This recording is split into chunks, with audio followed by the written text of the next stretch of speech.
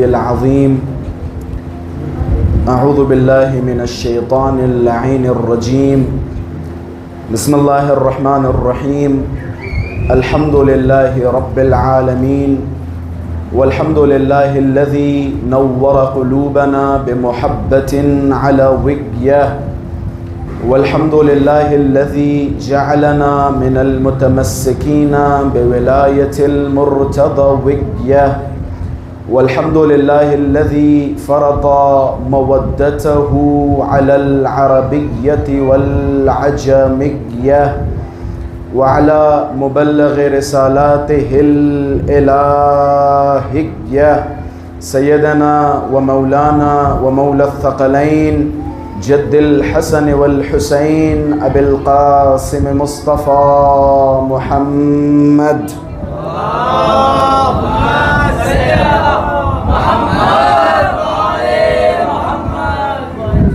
وعلى أهل بيته الطيبين الطاهرين المعصومين المظلومين واللعنة الدائمة على أعدائهم ومنكر فضائلهم ومناقبهم ومصائبهم أجمعين من الآن إلى قيام يوم الدين. أما بعد فقد قال الله تبارك وتعالى في محكم كتابه ومتقن خطابه بسم الله الرحمن الرحيم من المؤمنين رجال صدقوا ما عاهدوا الله عليه فمنهم من قضى نحبه ومنهم من ينتظر وما بدلوا تبديلا صدق الله العلي العظيم. اللهم صل على محمد وجود ذی الجود نازنین حضرت حجت عجل اللہ تعالی فرجہ الشریف کی سلامتی، مولا کے ظہور میں تعجیل، علماء کرام، مراجعین عظام، شیعیان حیدر صفدر اور آپ سب اپنی سلامتی، اہل خانہ کی سلامتی کے لیے باغاز بلند صلوات ہدیہ فرمائیں.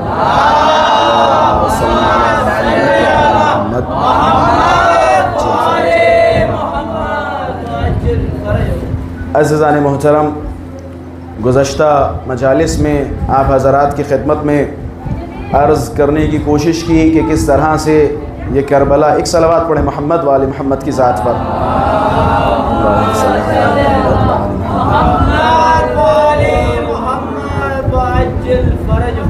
خیر میں ممبر سے کہنا نہیں چاہ رہا ہوں، آپ حضرات خود اشارہ کر دیں، ایک صلوات پڑھیں محمد وآل محمد کی ذات پر.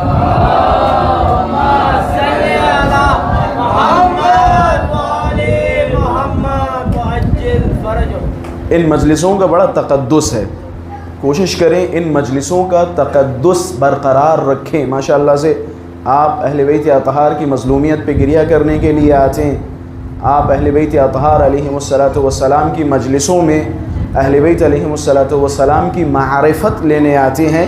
میرا خیال ہے پہلی سیڑھی جو اہل بیت علیہم السلام کی طرف آپ کو لے کے جاتی ہے وہ ہے فرش عزائی حسین کا تقدس. جتنا زیادہ آپ اس فرش عزائی حسین کا خیال رکھیں گے، اس کا احترام کریں گے، انشاءاللہ انہی مجالس کے ذریعے بہت ساری معرفتیں اور بہت ساری محبتیں انشاءاللہ ہمارے اور آپ کے دلوں میں سرایت کریں گی. ایک اور صلوات پڑھیں محمد وآل محمد کی ذات پر.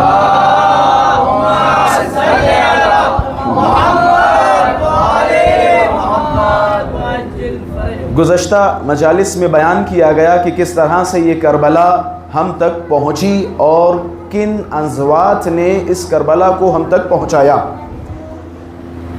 وارثین کربلا کا جب تذکرہ آتا ہے تو سر فہرست جناب زینب علیہ مقام سلام اللہ علیہا اور امام زین العابدین علیہ الصلاۃ والسلام اللہم صلی علی محمد وآل محمد وعجل فرجہم. یہ وہ شخصیات ہیں کہ جنہوں نے کربلا کو ہم تک پہنچایا. جو کربلا کی باطنی فتح تھی، اس باطنی فتح کو ظاہری فتح میں منتقل کیا. ایک اور صلوات پڑھیں محمد وآل محمد کی ذات پر.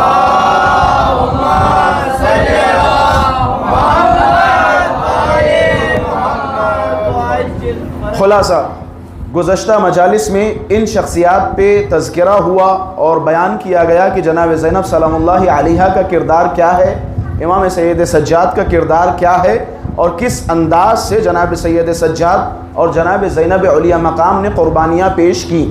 جناب زینب سلام اللہ علیہا کے وہ خطبات، جناب زینب سلام اللہ علیہا کی وہ استقامت، جناب زینب سلام اللہ علیہا کی وہ جرأت جو شہزادی نے پیش کی، اسی طرح امام سید سجاد نے جو جرأت استقامت پیش کی، اس استقامت اور جرأت کا نتیجہ ہے جو کربلا ہم اور آپ تک پہنچ پائی۔ آج تذکرہ کرنا ہے ان ازواج کا اور ان خواتین کا کہ جن کا کربلا کے پہنچانے میں بہت اہم کردار رہا۔ یاد رکھیں، کسی بھی معاشرے کی ترقی یا کامرانی میں عورتوں کا بہت بڑا ہاتھ ہوتا ہے۔ میری گزارش ہے پردے کے پیچھے بیٹھی خواتین ان باتوں کو غور سے سنیں۔ خواتین کا بہت اہم رول ہوتا ہے کسی معاشرے کی ترقی میں، اور اسی طرح کسی معاشرے کی پستی میں بھی خواتین کا بہت اہم رول ہوتا ہے۔ آپ پوری تاریخ اٹھا لیجئے، دنیا میں جو بڑے بڑے انقلاب اور بڑی بڑی نہضتیں آئیں، کہیں نہ کہیں ان نہضتوں میں اور ان انقلابوں میں خواتین کا رول رہا۔ آپ چاہے ہندوازم کو اٹھا کے دیکھیں، چاہے مسلمانوں کی تاریخ اٹھا کے دیکھیں، اگر کہیں بھلائی ہوئی ہے، ترقی ہوئی ہے تو وہاں بھی خواتین کا ہاتھ ہے، اور اگر معاشرہ پست ہوا ہے، ذلیل ہوا ہے، برباد ہوا ہے تو وہاں بھی خواتین کا اہم رول اور اہم کردار رہا۔ یہی وجہ ہے معصومین علیہ السلام نے تأکید کے ساتھ ارشاد فرمایا، ایک خاتون کا تعلیم یافتہ ہونا اہم ہے۔ آپ مثال کے طور پہ کسی خاتون سے شادی کیجئے، میاں اور بیوی، ان دونوں میں میرا جہاں تک خیال ہے ان دونوں میں عورت کا پڑھا لکھا ہونا مرد سے زیادہ ضروری ہے۔ توجہ فرما رہے ہیں میری باتوں پہ؟ عورت کا پڑھا لکھا ہونا مرد سے زیادہ اہم ہے۔ کیوں؟ کیونکہ بچے کی تربیت باپ نہیں کر پاتا ہے، عورت کرتی ہے۔ باپ صبح نکلتا ہے، شام کو گھر واپس آتا ہے، باپ کبھی کبھی ایک ہفتے کے لیے باہر چلا جاتا ہے۔ ایک خاتون، ایک عورت جو ماں کی شکل میں بچے کی تربیت کرتی ہے، لہذا ماں کا پڑھا لکھا ہونا مسٹ ہے، ضروری ہے۔ آپ حضرات ماشاءاللہ سے ایجوکیشن پہ جب بھی فوکس کریں تو خواتین کی ایجوکیشن پہ زیادہ زور دیں، عورتوں کو تعلیم یافتہ بنائیں، اپنی بیٹیوں کو تعلیم یافتہ بنائیں۔ اگر آپ چاہتے ہیں کہ معاشرہ ترقی کرے، اس معاشرے کے ترقی کے پیچھے عورت کا پڑھا لکھا ہونا بہت ضروری ہے۔ میں نے جملہ کہا تھا اس مجلس کی شروعات میں کربلا میں انشاءاللہ عورتوں کا، خواتین کا کیا کردار تھا، کیا رول تھا، اس پہ چند نکات آپ حضرات کی خدمت میں عرض کروں گا اور چند شخصیات کا تذکرہ کروں گا کہ جنہوں نے کربلا میں اہم کردار ادا کیا۔ بالخصوص کربلا کی خواتین جو میدان کربلا میں موجود تھیں، جنہیں 11 محرم کو لوٹ لیا گیا، اسیر کر لیا گیا، ان خواتین نے کربلا کو پہنچانے میں بہت اہم کردار ادا کیا۔ میں نے ابھی مجلس کے شروعات میں ایک جملہ کہا تھا، معاشرے کی کامیابی میں بھی عورت کا ہاتھ ہوتا ہے، معاشرے کی پستی میں بھی خاتون کا ہاتھ ہوتا ہے۔ آپ بڑی بڑی جنگیں اٹھا کے دیکھیے، بڑے بڑے انقلاب اٹھا کے دیکھیے، اگر وہ انقلاب کامیاب ہوئے، نہضتیں کامیاب ہوئیں تو ان کے پیچھے خواتین کا ہاتھ تھا۔ آپ مثال کے طور پہ رسول گرامی سے بڑا تو کوئی انقلاب ہو نہیں سکتا، رسول گرامی سے بڑی کوئی نہضت ہو نہیں سکتی۔ رسول گرامی کی نہضت میں اگر سب سے اہم کسی نے کردار ادا کیا تو وہ تھی جناب خدیجہ سلام اللہ علیہا۔ جناب خدیجہ نے اہم کردار ادا کیا۔ یہی وجہ ہے شعب ابی طالب میں جب یہ ساری شخصیات کو محصور کر دیا گیا تو جناب خدیجہ سلام اللہ علیہا، آپ انشاءاللہ جب حج یا عمرے سے مشرف ہوں گے تو آپ دیکھیں گے خانہ کعبہ جہاں بنی اسد کے یا قبیلہ قریش کے گھر ہوا کرتے تھے، وہ گھر اور شعب ابی طالب کافی فاصلہ ہے، ایک پہاڑی میں ہے۔ جناب خدیجہ سلام اللہ علیہا اس پہاڑ پہ مشقتوں کے ساتھ چڑھ چڑھ کے جاتی تھی اور رسول اللہ کی بارگاہ میں کھانا پہنچاتی تھی۔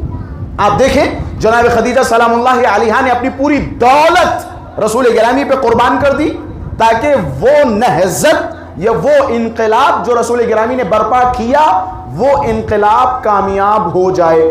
اسی طرح آپ جناب شہزادی کونین سلام اللہ علیہ کا کردار دیکھیں، امیر المؤمنین کی جان بچا رہی ہے کون؟ جناب شہزادی کونین۔ دروازے پہ مثال کے طور پہ یہ لوگ جو آئے تھے وہ کس لیے آئے تھے؟ جناب شہزادی کو مارنے نہیں آئے تھے، یہ علی کو مارنے کے لیے آئے تھے، علی کو لینے آئے۔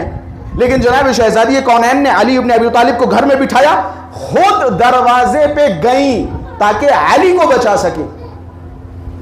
یہ اہم کردار خواتین کا، پوری تاریخ اٹھا کے دیکھیے، خواتین کا اہم کردار رہا۔ جس طرح سے خواتین کا کردار ترقی میں رہا، اسی طرح زوال میں بھی خواتین کا کردار رہا۔ آپ تاریخ اٹھائیے، جناب لوط کا زمانہ اٹھائیے، جناب لوط کی قوم میں سب سے بڑی مفسدہ اگر کوئی تھی تو جناب لوط کی بیوی تھی، جناب لوط کی زوجہ تھی۔ جب عذاب نازل ہونے والا تھا، جناب لوط کی بیوی سیٹھی مار مار کے پورے محلے والوں کو، پورے علاقے کو مطلع کر رہی ہے کہ اب دیکھو عذاب آنے والا ہے، تم لوگ لوط سے دور نہ ہونا، جب تک لوط رہیں گے اللہ عذاب نازل نہیں کرے گا۔ خلاصہ خرافات کی جڑ کون تھی؟ جناب لوط کی زوجہ۔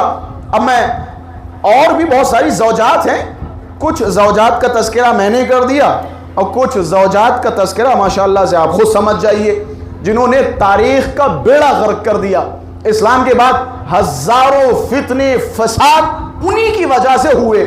امیر المؤمنین علیہ السلام پر ظلم اسی کی وجہ سے ہوا، حضرت علی کے سر پہ ضربت اسی کی وجہ سے لگی، اسی طرح امام حسن مجتبی کے جنازے پہ تیر اسی نے چلوائے۔ خلاصہ جہاں تاریخ میں اچھی خواتین کا تذکرہ ہے جنہوں نے نہضت و انقلاب میں مدد کی، وہیں ایسی خواتین کا بھی تذکرہ ہے کہ جنہوں نے ایک نہضت کو، ایک انقلاب کو خراب کرنے کی کوشش کی۔ اب آئیے جناب والا، میں نے ایک مقدمہ آپ حضرات کی خدمت میں عرض کر دیا اور اس اہمیت کی طرف اشارہ کر دیا کہ ہمارا اور آپ کا فریضہ ہے کہ ہم اپنی اولاد کو تعلیم دیں، بالخصوص اپنی بیٹیوں کو پڑھائیں۔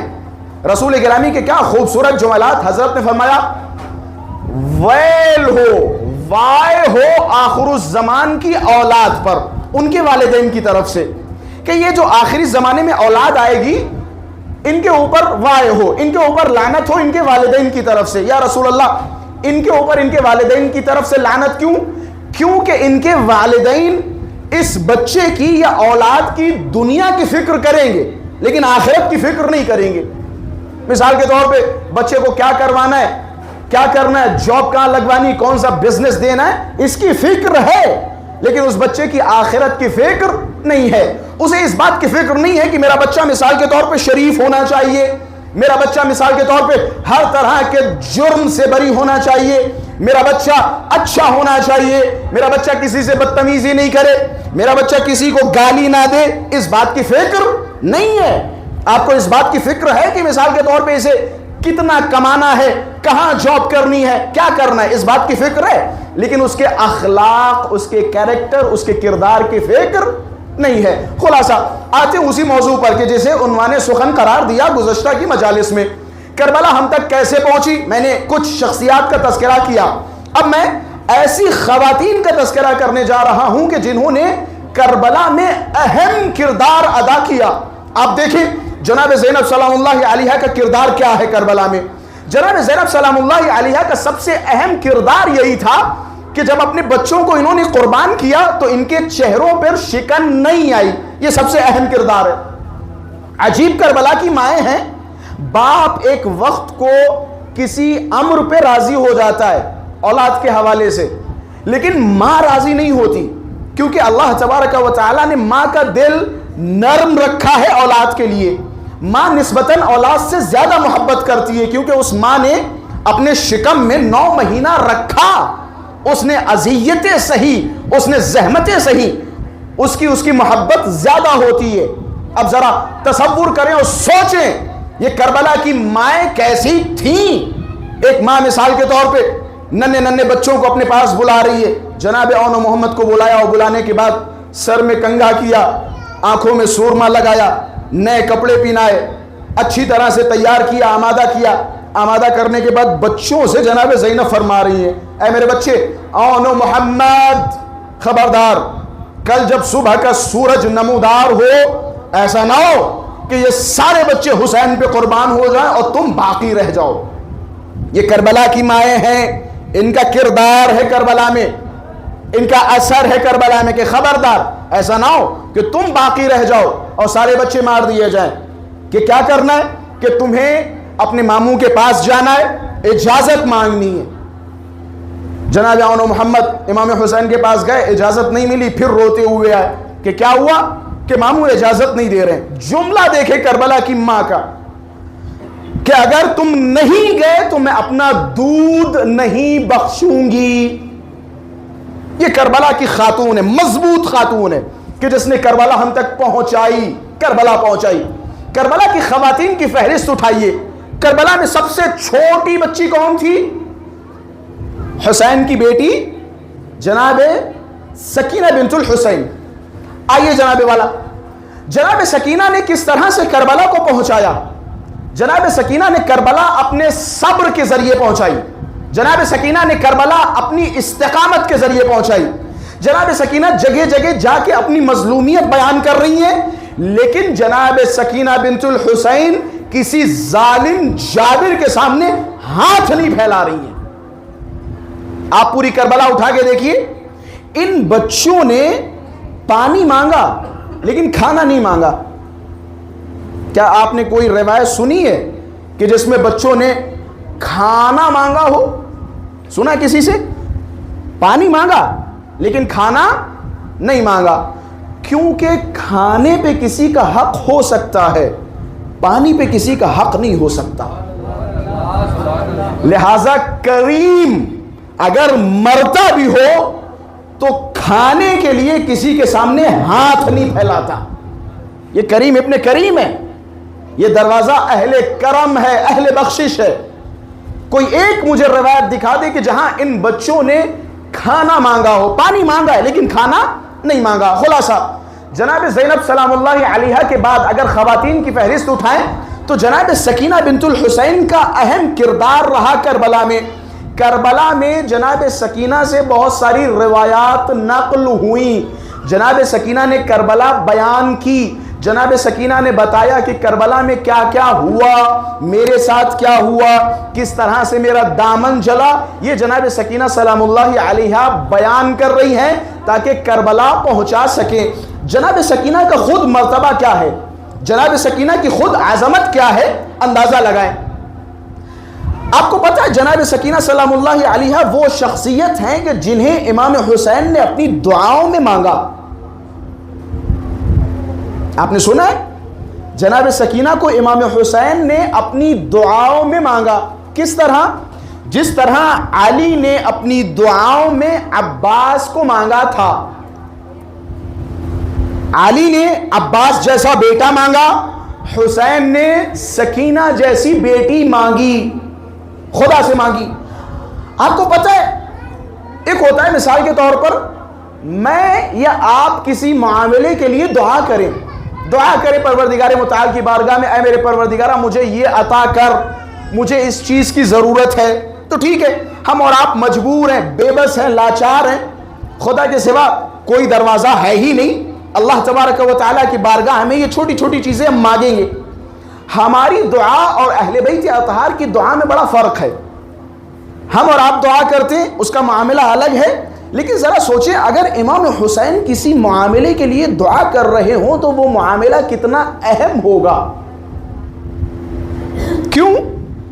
آپ زیارتیں اٹھائیے, زیارت جامع کبیرہ کو دیکھیے. زیارت جامع کبیرہ کا جملہ کیا ہے؟ وَإِرَادَةُ الرَّبِّ فِي مَقَادِيرِ أُمُورِهِ تَهْبِطُ إِلَيْكُمْ وَتَصْدِرُ مِن بُيُوتِكُمْ. ذرا سوچیں کون سی شخصیات ہیں جو دعا کر رہی خدا کے سامنے. وہ شخصیات ہیں کہ جن کے بارے میں زیارت جامع کبیرہ کا جملہ یہ ہے کہ اللہ تبارک و تعالیٰ کا جو ارادہ ہوتا ہے نا, تمہاری تقدیروں کے حوالے سے, تمہاری قسمت کے حوالے سے, یہ سارے کے سارے ارادے تم اہل بیت اطہار علیہ الصلوۃ والسلام کے دروازے سے نکلتے ہیں. جو تم دعائیں مانگتے ہو اللہ جو دعائیں پوری کرتا ہے ان دعاؤں کی اجابتیں اللہ اہل بیت اطہار کے دروازوں سے نکالتا ہے. یعنی جو کچھ تم تک نعمتیں پہنچتی ہیں بیچ میں وسیلہ اہل بیت اطہار علیہم السلام بنتے. اہل بیت علیہم السلام کے ذریعے اللہ تم تک فیوز پہنچاتا ہے. اب ذرا سوچیں کہ جن کی دہلیز اور جن کے دروازوں سے اللہ کے ارادے صادر ہوتے ہوں، تقدیریں نکل رہی ہوں، وہ اگر کسی چیز کے لیے دعا مانگے اپنے رب سے تو اس دعا کی اہمیت کیا ہوگی. اب دیکھیں امام حسین خداوند متعال کی بارگاہ میں ہاتھوں کو پھیلا کے دعا مانگ رہے ہیں. کیا دعا مانگ رہے ہیں؟ پروردگارہ مجھے سکینہ جیسی بیٹی عطا فرما، ایک ایسی بیٹی دے جو میرے لیے باعث سکون ہو. یہ امام حسین دعا کر رہے ہیں. اللہ تبارک و تعالی جناب سکینہ سے نواز رہا ہے امام حسین کو. امام حسین شدید محبت کرتے تھے جناب سکینہ سے. اللہ تبارک و تعالی نے جناب سکینہ کو مرتبہ عطا کیا. جس طرح سے ابو الفضل عباس باب الحوائج ہیں، اسی طرح جناب سکینہ سلام اللہ علیہا باب الحوائج ہیں، باب اجابت الدعا ہے. یعنی ان کے دروازے پہ آؤ، جناب سکینہ کا وسیلہ پیش کرو، جناب سکینہ کا واسطہ پیش کرو، خدا تمہاری دعاؤں کو قبول کرے گا. جناب سکینہ نے کربلا میں جو کام کیا وہ عجیب و غریب تھا. آخری لمحات جب امام حسین رخصت ہو رہے، جناب سکینہ اپنے بابا سے فرما رہی، بابا جس طرح سے بیٹوں کو میراث ملتی ہے اسی طرح بیٹیوں کو بھی میراث ملتی ہے. بابا بیٹے کو میراث مل گئی، علی اصغر کے گلے پہ تیر لگ گیا، جناب علی اکبر کے کلیجے میں برچی کی انی لگ گئی، بابا میرے حصے میں کیا ہے؟ سب کو مصیبتیں مل گئیں، میرے حصے میں کیا ہے؟ امام حسین کربلا کی جلتی ہوئی خاک سکینہ کے سر پہ ڈال رہے ہیں. اے میری بیٹی سکینہ، میرے مرنے کے بعد تیرے گالوں پہ تماچے لگیں گے، تیرا دامن جلے گا، تجھے اسیر کیا جائے گا، یہ تمہارے حق میں ہے. ذرا سوچے کیا مرتبہ ہے اس شہزادی کا، کیا عظمت ہے اس شہزادی کی. اللہ تبارک و تعالی نے جناب سکینہ سلام اللہ علیہا کے ذریعے فیوزات عطا کیے لوگوں کو، علماء کو. شیخ عباس قمی کا نام آپ حضرات نے سنا ہوگا، مفاتح الجنان ماشاءاللہ سے گھر گھر میں پائی جاتی ہے. شیخ عباس قمی کے بیٹے نقل کرتے ہیں، کہتے ہیں میرے والد صاحب کی آواز چلی گئی تھی، بول نہیں پا رہے تھے. بہت ساری مجلسوں کے وعدے تھے، بڑی کوشش کی، ان کی آواز نہیں نکل رہی تھی. ڈاکٹروں کو بلایا گیا، طبیبوں نے دیکھا اور دیکھنے کے بعد فیصلہ کیا کہ اب شیخ عباس قمی کی آواز واپس نہیں آئے گی. کہ دیر رات میں شیخ عباس قمی لیٹے ہیں، اچانک گھر میں ایک روشنی نمودار ہوئی. ایک شخص ہے کہ جس کے ساتھ ایک چھوٹی سی بچی ہے. اب اس شخص نے آ کے جناب شیخ عباس سے درخواست کی کہ پڑھو بسم اللہ الرحمن الرحیم، میری بیٹی سکینہ کے مصائب پڑھو. شیخ عباس قمی فرماتے ہیں جیسے ہی پڑھنا شروع کیا، خواب دیکھ رہے ہیں، پڑھنا شروع کیا، میں پڑھتا چلا جا رہا ہوں، اچانک میری آواز کھلی، اچانک میری نیند کھلی، میں اٹھا، میں نے اپنی آواز کی طرف دیکھا اور بولنے کی کوشش کی تو دیکھا میں بولنے لگا. اسی طرح جناب سکینہ سلام اللہ علیہا سے توسل کے بہت سارے علماء کے مورد تائید واقعات ہیں کہ جہاں علماء نے جناب سکینہ سلام اللہ علیہا سے توسل کیا. جناب سکینہ سلام اللہ علیہا کے صدقے میں خداوند متعال نے ان کی مرادوں کو پورا کیا، ان کی حاجتوں کو پورا کیا. کیونکہ اس بی بی نے، اس چھوٹی شہزادی نے خدا کی قسم حق ادا کر دیا، ایسا ویسا حق ادا نہیں کیا. دربار یزید میں یہ چھوٹی سی بچی کھڑے ہو کے یزید سے پانی نہیں مانگ رہی ہے، یزید کے سامنے گڑ گڑا نہیں رہی ہے، یزید کے سامنے رو نہیں رہی ہے. اگر رو رہی ہے تو اپنے بابا کی مظلومیت پہ رو رہی ہے، اپنی تکلیفوں پہ نہیں رو رہی ہے. یزید کے سامنے بتا نہیں رہی ہے کہ ہمیں کتنا پریشان کیا گیا، کتنی تکلیف دی گئی. یہ جناب سکینہ نے یزید سے یہ نہیں فرمایا کہ ہمیں چھوڑ دیا جائے، ہم گھر جانا چاہتے ہیں. ہرگز یعنی کہیں بھی ایسا نہیں لگنے دیا جہاں سامنے والا یہ تصور کرے کہ ان کے اندر شکستگی کے آثار نمودار ہو گئے. یہی پیغام کربلا تھا جو جناب سکینہ سلام اللہ علیہا نے پہنچایا. جناب سکینہ سے روایات ملتی ہیں کربلا کے حوالے سے، عاشورہ کے حوالے سے. اسی طرح جناب سکینہ کی ماں کو دیکھیے آپ، میں تذکرہ کر رہا ہوں کربلا کی خواتین جنہوں نے کربلا پہنچانے میں اہم کردار ادا کیا. جناب سکینہ کی والدہ گرامی جناب رباب. جناب رباب کون ہے؟ جناب رباب ہیں عرب کے ایک بڑے شاعر عمر القیس کی بیٹی. عمر القیس کون؟ یہ وہ شاعر ہے کہ جس کے قصیدے خانے کعبہ کی دیوار پہ ٹانگے جاتے تھے. اتنا بڑا شاعر. اس کی بیٹی ہے جناب رباب جو امام حسین کی زوجہ ہوئی, اور انہی سے اللہ تبارک و تعالی نے جناب علی اصغر اور جناب سکینہ عطا کیے. جناب رباب, کیا مرتبہ جناب رباب کا, کیا فصاحت و بلاغت ہے جناب رباب کی. جناب رباب کی عظمت کے لیے بس اتنا کافی کہ جناب رباب جناب سکینہ بنت الحسین کی ماں ہیں, جناب علی اصغر کی ماں ہیں, امام حسین کی زوجہ ہیں. اور اگر عربی قبیلے کے اعتبار سے دیکھیں تو عرب کے سب سے بڑے شاعر عمر القیس کی بیٹی ہے. وہ عمر القیس کے جس کے اشعار خانہ کعبہ کی دیوار پہ ٹانگے جاتے تھے. یہی وجہ ہے اسی باپ سے جناب رباب کے اندر فصاحت و بلاغت منتقل ہوئی.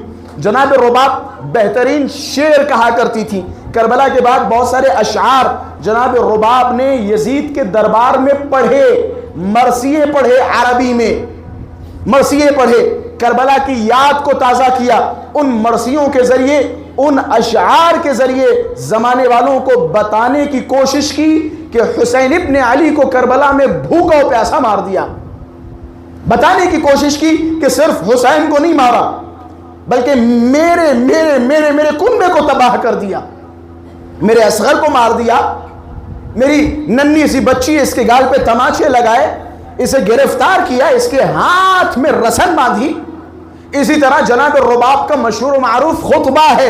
یزید کے منہ پہ کھڑے ہو کے جناب رباب سلام اللہ علیہ نے الفاظ کہے. کوفے میں جناب رباب نے خطبہ دیا پوری فصاحت و بلاغت کے ساتھ. جناب رباب کا اہم کردار تھا کربلا میں. صرف اہم کردار خطبوں کے ذریعے یا اشعار کے ذریعے نہیں بلکہ اعمال و افعال کے ذریعے بھی جناب رباب نے لوگوں کو بتایا کہ کس حسین کو کربلا میں مارا گیا. جب تک جناب رباب زندہ رہی جناب رباب روتی رہی. امام سید سجاد جب جناب رباب کے پاس آتے تھے اور درخواست کرتے تھے کہ مت روئیے, اندر بیٹھ جائیے, تو جناب رباب فرمایا کرتی تھی ارے میں کیسے سائے میں بیٹھ جاؤں جبکہ حسین ابن علی کو کربلا میں مار دیا ہو, میرے ننھے بچے اصغر کو کربلا میں مار دیا گیا ہو, میں کیسے سائے میں بیٹھوں. جب تک زندہ رہی جناب رباب سائے میں نہیں بیٹھی. آخر میں جب امام سید سجاد جناب رباب کے پاس آئے اور جناب رباب سے درخواست کی کہ آپ سائے میں بیٹھیے, جناب رباب روتی ہوئی امام سجاد کی طرف دیکھا اور فرمایا کیونکہ آپ امام ہو اور امام کے حکم کو ماننا ہم پر ضروری ہے, واجب ہے. جناب رباب سائے میں گئی. روایات کے جملے ہیں کہ اسی وقت جناب رباب اس دنیا سے رخصت ہو گئی. یہ محبت ہے جناب رباب کی, یہ محبت ہے کربلا کی خواتین کی محبت. جناب جناب لیلا اکبر کی ماں کتنا سخت ہے. امام حسین فرما رہے جاؤ پہلے اپنی ماں سے اجازت مانگو. جناب لیلا کے پاس جب جناب علی اکبر پہنچ رہے جناب لیلا فرما رہی کہ مجھ سے اجازت کیوں مانگ رہے ہو, جاؤ پہلے اس سے اجازت مانگو جس نے تمہیں پالا. زینب سے اجازت مانگو, یہ کربلا کی ماں ہے. کہتے جب جناب علی اکبر خیمے سے رخصت ہوئے نا سب نے گریہ کیا, لیکن جناب لیلا کھڑی ہیں کہیں ایسا نہ ہو دوسرے یہ سوچیں کہ دیکھو جناب لیلا اکبر کی وجہ سے تڑپ رہی ہیں اور وہ دوسری مائیں کہ جنہوں نے اپنے بچوں کو قربان کرنا ہے ان کے حوصلے پست ہو جائیں. جناب لیلا صبر کر رہی ہیں. جب یہ لٹا ہوا قافلہ کوفہ میں پہنچا جناب علی اکبر کے سر کی طرف خواتین نے دیکھا تو کسی خاتون نے کہا کتنا خوبصورت جوان ہے, کاش اس جوان کے مرنے سے پہلے اس کی ماں مر چکی ہو. جناب لیلا روتی ہوئی آواز کے ساتھ آواز بلند کی کہ خبردار ایسا مت بول, ماں زندہ ہے. لیکن ہم پر لازم و ضروری ہے کہ ہم صبر کریں، استقامت کا مظاہرہ کریں. یہ حقیقت ہے کربلا کی ماؤں کی. اسی طرح آپ جائیے کربلا کے بعد وہ خواتین جو کربلا میں موجود نہیں تھیں لیکن انہوں نے سب کچھ کربلا پہ قربان کر دیا. انہی میں سے ایک شخصیت ہے جناب ام البنین. کیا مرتبہ ہے اس بی بی کا، کیا مرتبہ ہے اس شہزادی کا. جب امام حسین کا قافلہ مدینے سے روانہ ہوا، سب نے امام حسین کو روکنے کی کوشش کی، سب نے امام حسین کو مشورہ دیا. کسی نے امام حسین سے کہا مولا آپ کوفہ مت جائیے، کسی نے امام حسین سے کہا مولا آپ مکہ مت جائیے، کسی نے امام حسین سے کہا مولا آپ کوفہ چلے جائیے، کسی نے امام حسین سے کہا مولا آپ مکہ میں رک جائیے یا مدینہ میں رک جائیے. سب نے مشورہ دی، لیکن جب جناب ام البنین کو خبر ملی، جناب ام البنین اپنے بچوں کے ساتھ امام حسین کے پاس کھڑی ہوئی. سب سے بڑا بیٹا ابوالفضل عباس 34 یا 35 برس کی عمر ہے، 34 یا 35 سال کے. جناب ام البنین اپنے سارے بچے امام حسین کے حوالے کر رہی ہیں اور فرما رہی ہیں جا حسین اپنی ماں زہرا کو میرا سلام کہنا. ماں زہرا کو سلام، یعنی ام البنین جانتی تھی حسین کی انتہا کیا ہے، حسین کس سے ملنے والے ہیں. جناب ام البنین جانتی تھی. جناب ام البنین فرما رہی جاؤ ماں زہرا کو میرا سلام کہنا. یہ جناب ام البنین ہے. بچوں کو پتہ ہے کیسے پالا ہے جناب ام البنین نے، کیسے پالا ہے، کربلا پہ کس طرح سے فدا کیا ہے، فدا کیا ہے. جب امام حسین کسی غلام کو حکم دیتے تھے تو جناب ام البنین نے اپنے بیٹے عباس سے فرمایا کہ میرے بیٹے عباس، جب بھی حسین کسی غلام کو حکم دے تو تم دوڑتے ہوئے اس غلام سے پہلے اس کام کو انجام دینا. شہزادی ایسا کیوں؟ حسین شہزادی کا بیٹا ہے، تم کنیز کے بیٹے ہو، تم کنیز کے بیٹے ہو. خبردار خبردار، تمہارے ہوتے ہوئے حسین پہ کوئی آفت نہ آئے، کوئی مصیبت نہ آئے. یہی وجہ ہے جب یہ لٹا ہوا قافلہ مدینہ میں پہنچا، جناب ام البنین دوڑتی ہوئی گئی، بشیر کے پاس پہنچی، بشیر سے پوچھا بشیر کربلا میں کیا ہوا. اب بشیر نے بتانا شروع کیا. جب بشیر نے بتانا شروع کیا نا، جناب ام البنین نے پہلے اپنے بیٹے کے بارے میں نہیں پوچھا، پہلے حسین کے بارے میں پوچھا. یہ محبت ہے جناب ام البنین کی، یہ الفت ہے جناب ام البنین کی اس دہلیز سے، اس دروازے سے. یہی وجہ ہے کہ جب جناب ام البنین علی ابن ابی طالب کی دہلیز پہ آئیں، ان کا نام ہے فاطمہ، علی ابن ابی طالب نے ان کا نام رکھا ام البنین، بیٹوں کی ماں. جبکہ اس وقت بیٹے تھے نہیں، لیکن اس کے باوجود علی ابن ابی طالب نے جناب فاطمہ کا لقب رکھا، نام رکھا ام البنین، یعنی حسن و حسین کی ماں. اس سے بڑا مرتبہ کیا ہو سکتا ہے؟ جناب ام البنین کی فضیلت کی وجہ کیا ہے؟ آپ تاریخ اٹھا کے دیکھیے کیا وجہ ہے جو جناب ام البنین کا مرتبہ اتنا بلند و بالا ہے. علی ابن ابی طالب کی مختلف زوجات تھی، مختلف بیویاں تھیں. جناب شہزادی کونین کے بعد اگر کسی زوجہ کا تذکرہ ہوتا ہے، اس کے لیے مجلس برپا کی جاتی ہے یا محفل برپا کی جاتی ہے، تو اس شخصیت کا نام ہے ام البنین. کیوں؟ کیا وجہ ہے؟ اور بھی تو علی ابن ابی طالب کی زوجات ہیں، لیکن ام البنین کا ہی مرتبہ کیوں بیان کیا جاتا ہے؟ ام البنین کے فضائل کیوں بیان کیے جاتے ہیں؟ اس کی وجہ یہ ہے کہ جناب ام البنین نے اپنی محبت فاطمہ سے ثابت کی. جناب ام البنین نے بتایا کہ میں فاطمہ سے کتنی محبت کرتی ہوں. معیار یہاں یہ تھا کہ کون کتنا فاطمہ سے محبت کرتا ہے. جناب ام البنین نے اپنی محبت فاطمہ کے حوالے سے ثابت کی، لہذا جناب ام البنین کا مرتبہ اتنا بلند و بالا ہوا. جب جناب ام البنین امیر المومنین کی دہلیز پہ پہنچی ہے نا، تو جناب ام البنین نے پہلے جناب امیر المومنین کی دہلیز کو چوما، چوکھٹ کو چوما. گویا جناب ام البنین بتانا چاہ رہی ہیں کہ میں اس گھر کی زوجہ بن کے نہیں آئی ہوں، میں اس گھر کی خادمہ اور کنیز بن کے آئی ہوں. جناب ام البنین بتانا چاہ رہی ہیں اگر تم ترقی کرنا چاہتے ہو، عروج پانا چاہتے ہو، اپنا مرتبہ بڑھانا چاہتے ہو تو اس دہلیز کی نوکری کرنا سیکھو، اس دہلیز پر جھکنا سیکھو، نوکری کرنا سیکھو۔ یہی وجہ ہے جناب ام البنین کا اتنا مرتبہ جناب ام البنین کے لیے بس ایک لفظ میرے خیال سے کافی ہوگا، عباس جیسے شجاع و بہادر کی ماں ہے جناب ام البنین۔ عرب میں انشاءاللہ آپ زیارتوں سے مشرف ہوں، آپ یہ ملاحظہ کریں گے، عرب میں جب زیادہ انسان پریشان ہوتا ہے تو جناب ام البنین سے متوسل ہوتا ہے، توسل کرتا ہے۔ میں اپنی زندگی کا خوبصورت نسخہ آپ حضرات کی خدمت میں عرض کر رہا ہوں، جب بھی آپ اپنی زندگی میں بہت زیادہ پریشان ہو تو جناب ام البنین کو صلوات پڑھ کے ہدیہ کریں، یا ان کے لیے مثال کے طور پہ ایک مجلس کا اہتمام کریں، جناب ام البنین کے فضائل و مناقب و مصائب بیان کریں، اور پھر خداوند متعال کی بارگاہ ہمیں جناب ام البنین کے ذریعے توسل کریں، خدا سے کہیں اے میرے پروردگارہ تجھے واسطہ ہے جناب ام البنین کا، مثال کے طور پہ میری فلاں حاجتوں کو قبول فرما، جناب ام البنین کا وسیلہ دے۔ ایک بیٹا ہے کہ جسے باب الحوائج کہا جاتا ہے، جناب ام البنین کا ایک لقب ہے باب و اجابت الدعاء، دعاؤں کی قبولیت کا دروازہ۔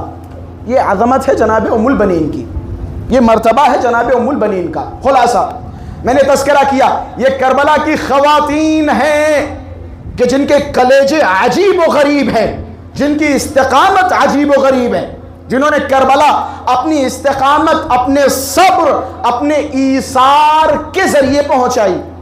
ان خواتین کی سب سے بڑی صفت کیا تھی؟ ایثار، راہ خدا میں قربانی، راہ خدا میں قربانی، صبر، تحمل۔ خواتین کو کربلا کی خواتین سے درس لینا چاہیے، عبرت حاصل کرنا چاہیے۔ کربلا کی خواتین کی ایک صفت تو یہ تھی کہ انہوں نے راہ خدا میں ایثار کیا، قربانیاں دی۔ اسی طرح کربلا کی خواتین کی ایک صفت یہ تھی کہ کربلا کی خواتین اپنے زمانے کے امام کو پہچانتی تھی، اپنے زمانے کے امام کو پہچانتی تھی۔ امام حسین کی معرفت تھی، اتنی معرفت تھی امام حسین کی کہ ہر خاتون اپنے بچے کو آمادہ کر رہی ہے، اپنے بچے سے کہہ رہی ہے کہ دیکھو ایسا نہ ہو کہ حسین تک و تنہا رہ جائیں اور تم زندہ بچ جاؤ، حسین کو مارنے سے پہلے تمہیں مارنا پڑے گا، تم جاؤ، پہلے تم اس دنیا سے رخصت ہو، تم اپنی شہادت پیش کرو، بعد میں حسین کو شہادت دینے دو۔ ہر خاتون اپنے ذہن میں یہ خیال کر رہی ہے کہ میں زہرا کو جواب کیسے دوں گی، خاتون اپنے بچوں کو آمادہ کر رہی ہیں۔ کربلا کی خواتین، اہل بیت اطہار کے علاوہ بھی اگر کربلا کی خواتین دیکھیں، عجیب و غریب کلیجے، عجیب و غریب کلیجے۔ خود حر کی بیوی کو دیکھیں، حر کو مار دیا گیا، حر کی بیوی کے چہرے پہ شکن نہیں آئی۔ اسی طرح آپ جائیں وہب قلبی، جب وہب قلبی کو مارا گیا اور مارنے کے بعد جب سر خواتین کی طرف پھینکا گیا، وہب قلبی کی زوجہ یا وہب قلبی کی ماں بنابر روایت سر کو لیا، فوج اشقیہ کی طرف پھینک دیا، اور پھینکنے کے بعد خدا کی قسم تاریخ نے ثبت کر لیا، اس سے بڑا جملہ ہو ہی نہیں سکتا، کوئی خاتون اتنا بڑا جملہ نکال ہی نہیں سکتی۔ وہب قلبی کا جب سر آیا، سر ہاتھ میں لیا اور پھینک دیا، اور پھینکنے کے بعد فرمایا جو راہ خدا میں دے دیتے ہیں اسے واپس نہیں لیتے، ہم نے راہ خدا میں دے دیا، قربان کر لیا، اب ہم اسے واپس نہیں لیتے۔ اتنی جرأت، اتنی شجاعت کہاں سے لاؤ گے، کہاں سے لاؤ گے؟ یہ کربلا کی خواتین ہیں، کربلا کی خواتین ہیں۔ جناب دیلم، جناب دیلم کس کی زوجہ؟ زہیر بن قین کی زوجہ۔ جناب دیلم کہہ رہی ہیں زہیر تمہیں حسین بلا رہے، کیوں نہیں جا رہے ہو؟ زہیر کیوں نہیں جا رہے ہو؟ جناب زہیر اپنے عذر پیش کر رہے ہیں، مسلمانوں کی جنگ ہے، ایسا ہے، ویسا ہے، ویسا ہے، ویسا ہے۔ خطبہ نے بیان کیا کہ جناب زہیر کی زوجہ نے غیرت دلائی اور کہ زہیر تم میری جگہ پہ بیٹھو، میں جا رہی ہوں حسین کی مدد کے لیے۔ یہ خواتین کربلا ہیں کہ میں جا رہی ہوں حسین کی مدد کے لیے۔ یہ غیرت دلا رہی زوجہ جناب زہیر کی، جناب دینب۔ اسی طرح کربلا کی خواتین میں عجیب و غریب صبر تھا، استقامت تھی، ہمت تھی، شجاعت تھی۔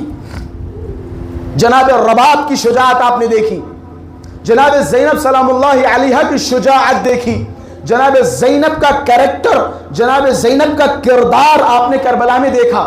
اگر یہ خواتین نہ ہوتی تو کربلا اس طرح سے نہ پہنچ پاتی جس طرح سے کربلا پہنچی۔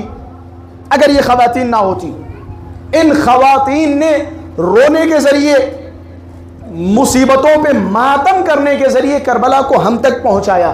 یہ خواتین پورے سفر میں روتی رہی، روتے روتے انہوں نے کربلا کو پہنچا دیا، لوگوں کو بتا دیا کہ دیکھو کسے کربلا میں مارا گیا۔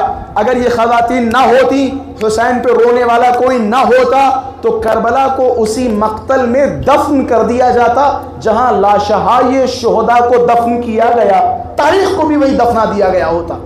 لیکن ان شخصیات کی مرہون منت کربلا کو کوئی چھپا نہ سکا، کربلا کو دبا نہ سکے۔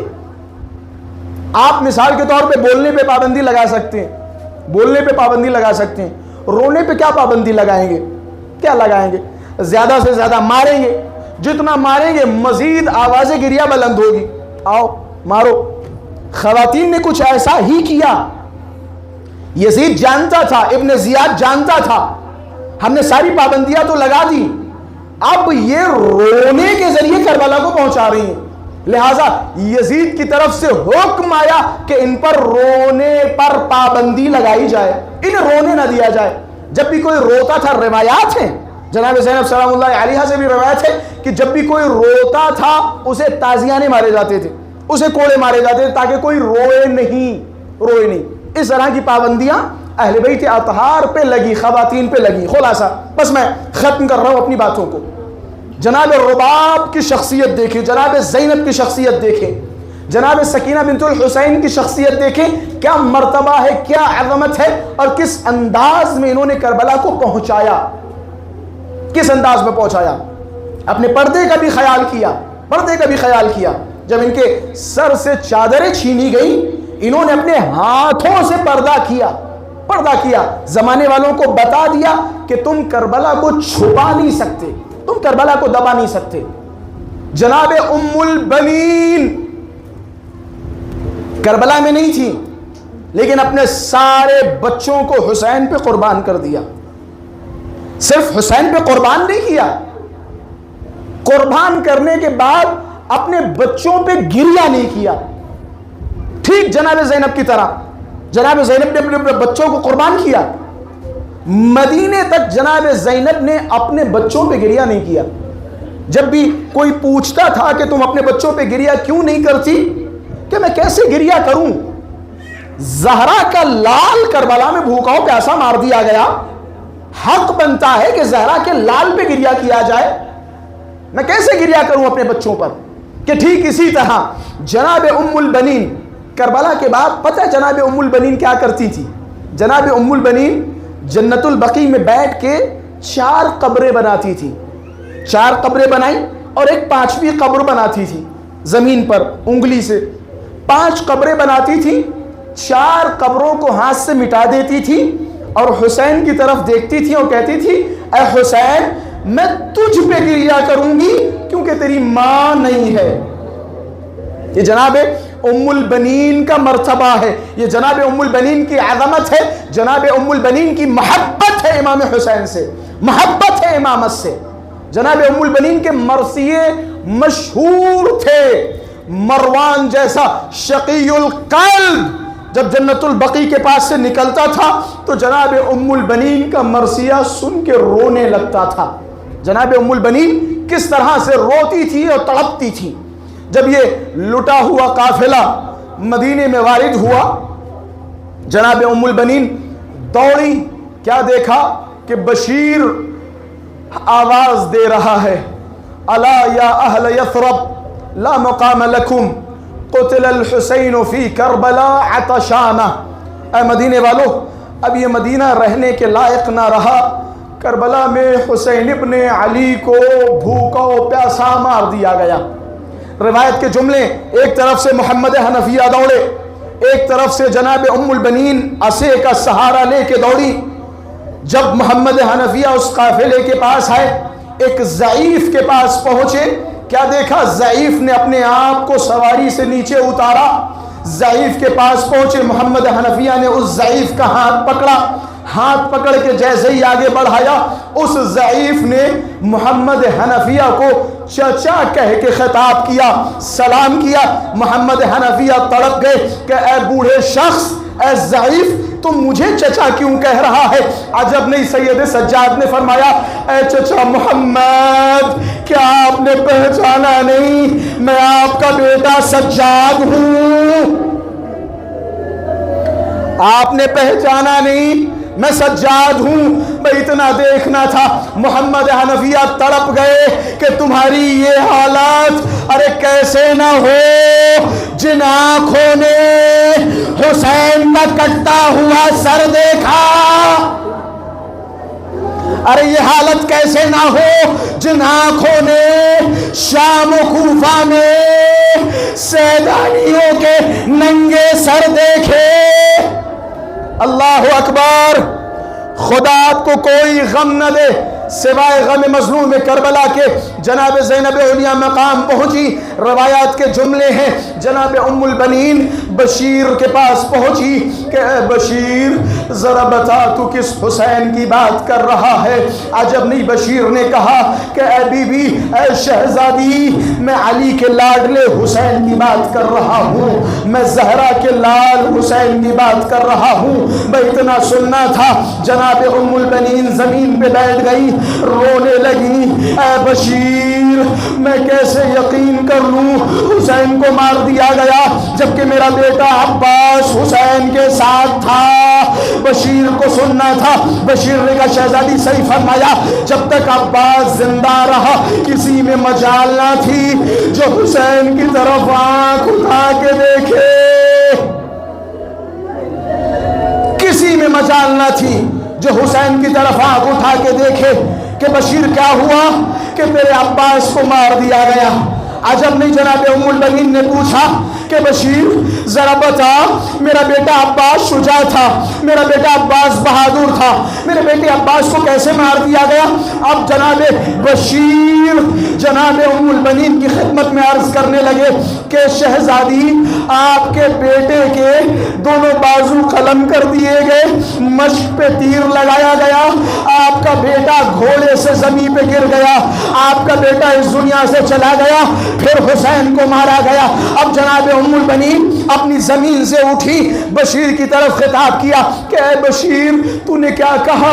میرے بیٹے کے دونوں بازو قلم کر دیے گئے، میرا بیٹا گھوڑے سے زمین پہ گرا۔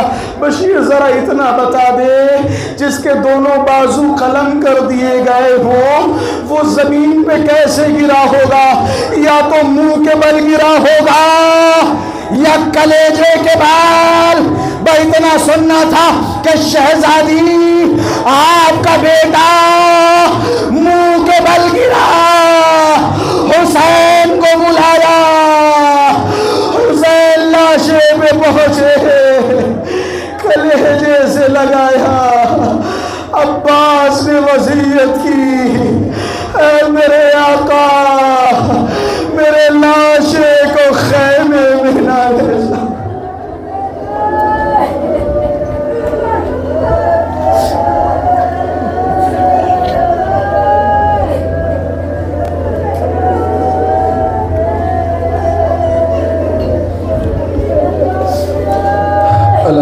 اللہ علی القوم الظالمین، انا للہ و انا الیہ راجعون، رضا بقضائہ و تسلیما لامرہ۔ پروردگار ہماری اس مختصر عبادت کو قبول فرما، پروردگار ہم میں سے جو بھی پریشانی حال ہوں ان کی پریشانیوں کو دور فرما، پروردگار جو مقروض ہوں ان کے قرضوں کو خزانہ غیب سے ادا فرما، پروردگار جو بیمار ہوں انہیں صحت و سلامتی عطا فرما، پروردگار امام زمانہ کے ظہور میں تعجیل فرما، ہم سب کو مولا کے آبان و انصار میں شمار فرما۔ آپ حضرات سے گزارش، ایک مرتبہ سورہ حمد، 3 مرتبہ سورہ اخلاص کی تلاوت فرما کر جناب خیبر علی ابن غلام علی کلثوم علی بنت غلام حسین کی ارواح کو ایصال فرمائیں۔